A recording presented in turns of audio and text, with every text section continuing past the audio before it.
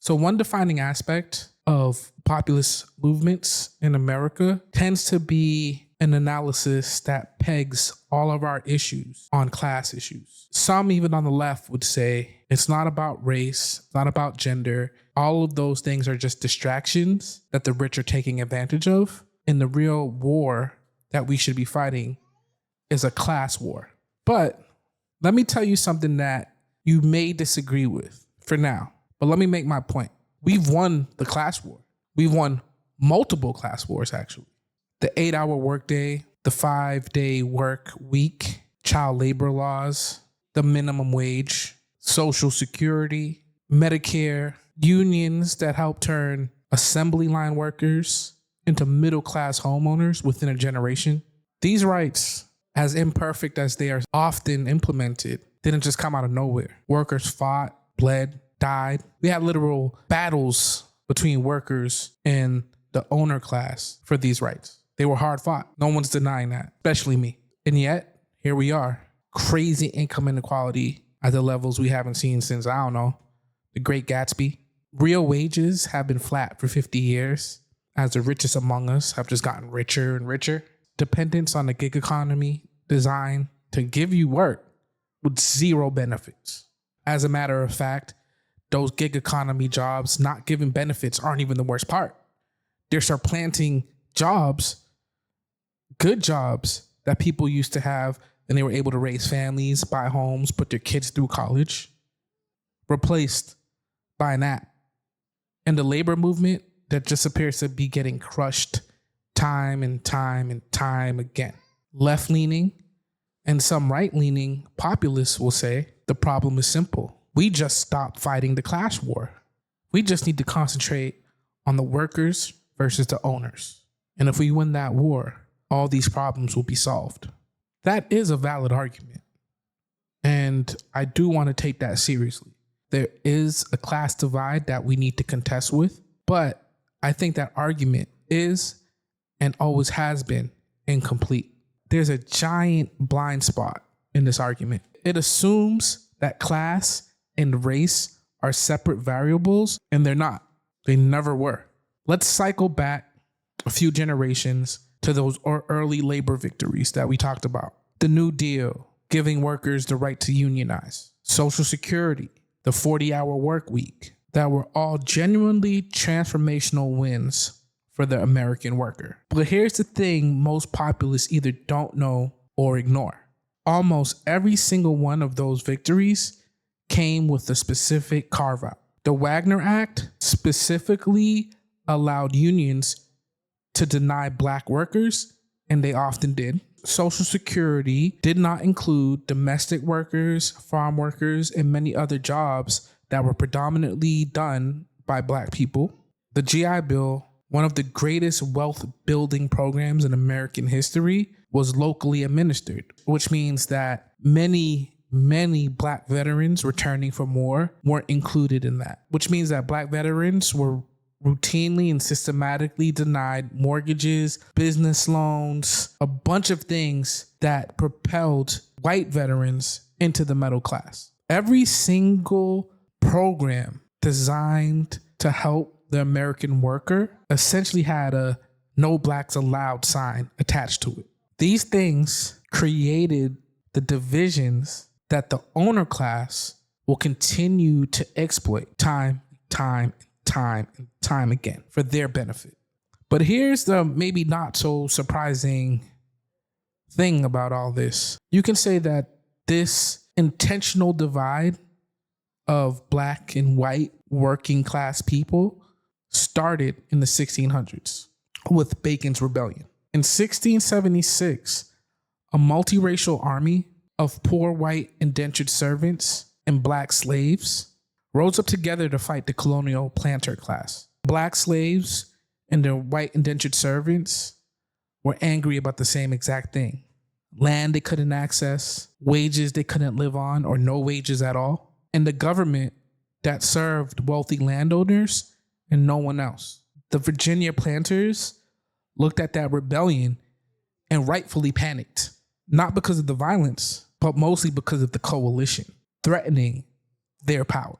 Poor whites poor blacks looked at each other and recognized that they had the same enemy. So what did the planters do?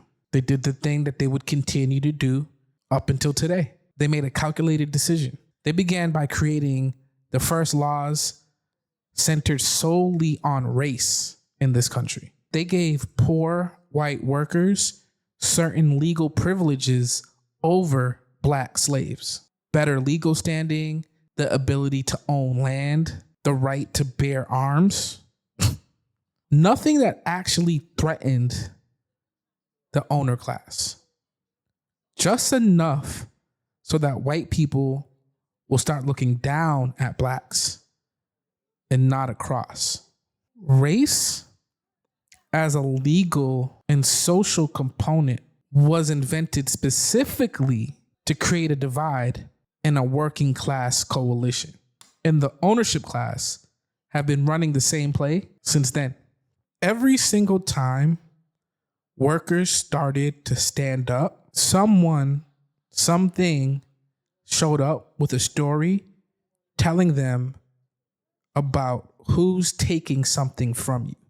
And it's not your boss, it's not your landlord, it's not some conglomerate that bought the last locally ran hospital in your neighborhood. It's the other person. In the 1960s and 70s, during the height of the civil rights movement, when we started having real conversations of whether or not those rights that workers fought for should be applied to everyone, the backlash was swift and severe. Richard Nixon ran on law and order. George Wallace channeled white working class anger away from Wall Street and towards black neighborhoods. The message was clear. The real threat wasn't the guy that bought the local factory and laid off everybody. It was the black people moving into your neighborhood. Oh, and let's not forget Ronald Reagan and the myth of the welfare queen, a fictional caricature, a black woman who's lazy, fraudulent, living on your hard-earned tax dollars, all a lie. A deliberate, researched, focus group lie designed to make white working class people see the social safety net as something white people used, but black people exploited. And it worked spectacularly. Welfare reform, the destruction of unions, tax cuts for the wealthy that working class people somehow celebrated because they'd rather see rich people keep all that money instead of seeing black people steal it. Willie Horton, crack babies, immigrants taking your jobs, gang members, anchor babies, terrorists hiding among refugees, Haitians eating cats and dogs, all lies, all completely fabricated. And it didn't matter because the function of the lie wasn't information. It was activation, mobilization. It was about pointing white working class anxiety, which is real, at the wrong target, while the people responsible for the anxiety ate off everybody's plate. And then here comes DEI, the newest version of the same ancient bullshit history. You, white guy, didn't get the job because they gave it away. Your kid didn't get into college because of them. Your neighborhood, it changed because of them. And them is always someone poorer, more vulnerable, more different than you. Meanwhile, the guy that pays your wages, owns your health care, and your housing gets a tax cut. Now, I get it. I can already see the pushback. If we just improve our messaging, we could win back these voters without getting into the culture war. Maybe, sometimes, in the short term, possibly. But there's a structural problem with that. Racial resentment isn't a misunderstanding that better messaging can solve. It's a political technology, one that is actively maintained, continuously updated, and infinitely adaptable. You pass Medicare for all, they'll tell white working class voters that it's a handout for people that don't work. You raise the minimum wage, they'll tell you it's going to immigrants that are here illegally. You cancel student debt, and they'll say, oh, you're handing out free money to these people who don't deserve it, every economic gain can be reframed as a grievance. And a pure class movement has no defense against that. We've seen it. We see it today. The labor movement learned this lesson the hard way. In the 1970s, the Air Traffic Controllers Union threw their support behind Ronald Reagan. That's white working class union members voting for a man who would, within a year, fire 11,000 of them. Damn. And break that union forever. Why did they vote for him? Because Reagan spoke to something their union didn't. He spoke to their sense of who they are and pointed to who he could convince them was threatening their livelihoods. The ideological race war that's being fought in the minds of white working class people has been going on since before this country was founded. The ownership class didn't just invent racism. They have always been willing to invest in it whenever it's helpful. So, what do I actually believe? I believe that a workers' movement that refuses to recognize the importance of race in these conversations will always have any gains clawed back easily, because resentment doesn't just go away. It just sits and waits. And then when workers start having a bit of gains, it springs back into action. The civil rights movement understood this better than we remember. Dr. King's Poor People's Campaign launched in 1968. It was explicitly multiracial and class-based. It wasn't race or class. It was the recognition that racial justice and class justice weren't competing priorities. They were the same fight because the same system enforces both. The 1968 Memphis sanitation strike, the very one that King was supporting when he was assassinated, was black workers not just demanding better wages, but to also be recognized as human beings. The sign they carried said, "I am a man." That's the understanding that you cannot separate someone's economic exploitation from the dehumanization that makes that exploitation possible. The labor movements with the most long-lasting wins are the ones that named all the forces working against them, including the ones that look like cultural issues. I'm not saying economic issues don't matter.